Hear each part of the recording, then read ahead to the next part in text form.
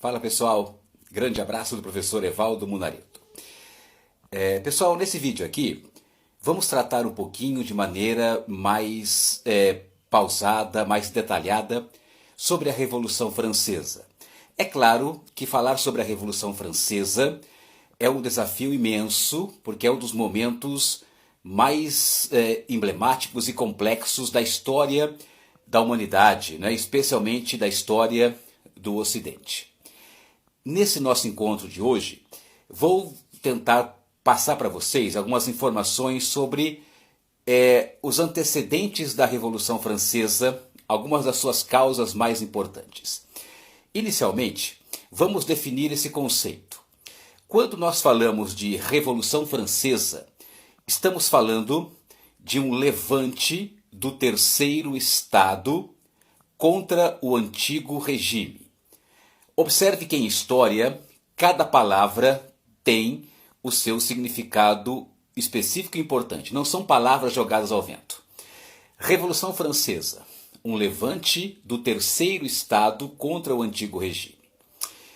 Primeiro, o que é um levante? O levante é uma grande revolta dentro de um país envolvendo vários segmentos sociais descontentes e insatisfeitos, é claro, com a estrutura de poder vigente. Portanto, um levantar-se, um levante.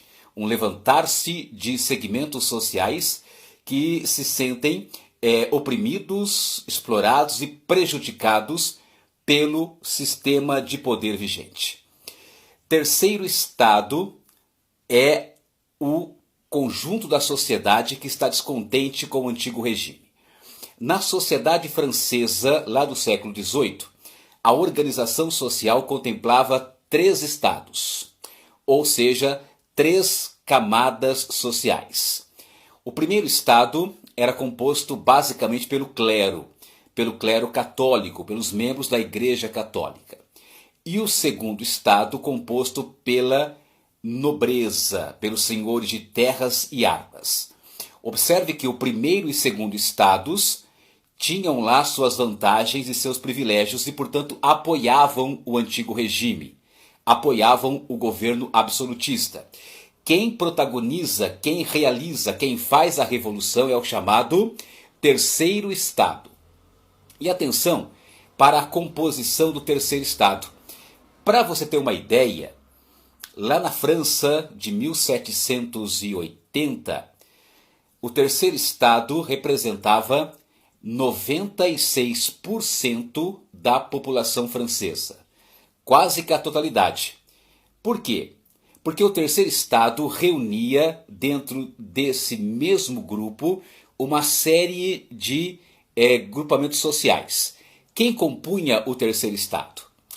As diversas burguesias, a burguesia financeira, a burguesia mercantil, a burguesia industrial, mais os sans-culottes, que eram os operários e artesãos, enfim, os trabalhadores urbanos ali da França, e a grande massa camponesa. Atentem para um dado, em 1780 a França tinha mais ou menos 25 milhões de habitantes. Desses 25 milhões, 21 milhões pertenciam ao terceiro estado. Então observe que o chamado antigo regime, o ancien régime, né? O antigo regime absolutista favorecia apenas 3 a 4% da população francesa, ou seja, família real, a corte, a nobreza e o clero.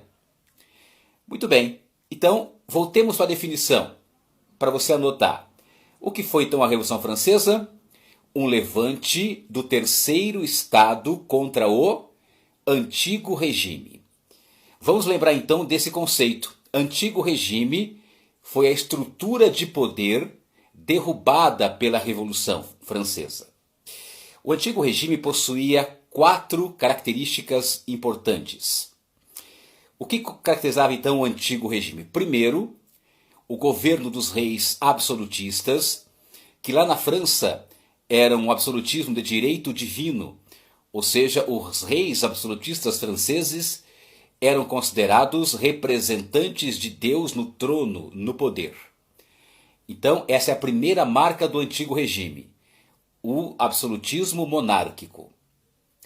Segunda marca, o mercantilismo, a política econômica do Estado absolutista, ou seja, as decisões econômicas do país eram tomadas pelo próprio rei, pelo rei absolutista. Portanto, não havia liberdade econômica no mercantilismo. Havia uma forte intervenção do Estado sobre a economia.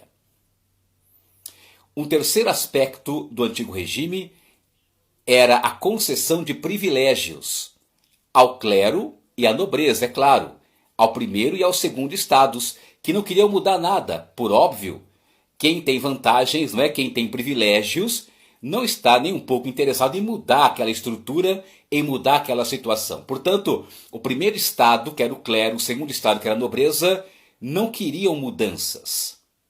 E a quarta marca do antigo regime, a intolerância política e religiosa, as perseguições, as censuras que o Estado absolutista impunha sobre a sociedade francesa em geral, naquele momento, naquele século XVIII.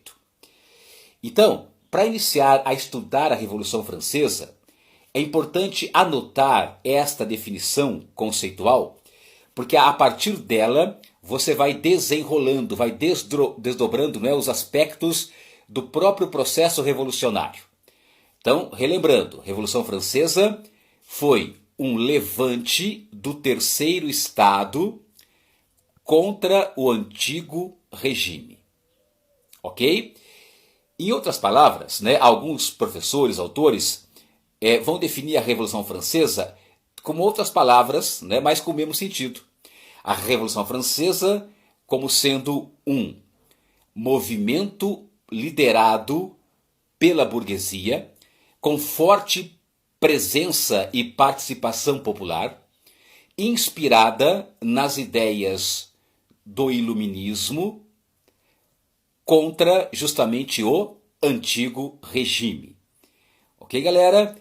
Esse vídeo aqui é apenas para justamente definir esse conceito e dar substância a cada palavra que aparece nessa conceituação. Beleza? É claro que o tema Revolução Francesa é muito vasto, muito complexo, cheio de nuances, cheio de contradições, e não daria para falar tudo no vídeo apenas, né? Mas apenas para você lembrar desse conceito. E mais uma coisinha para terminar.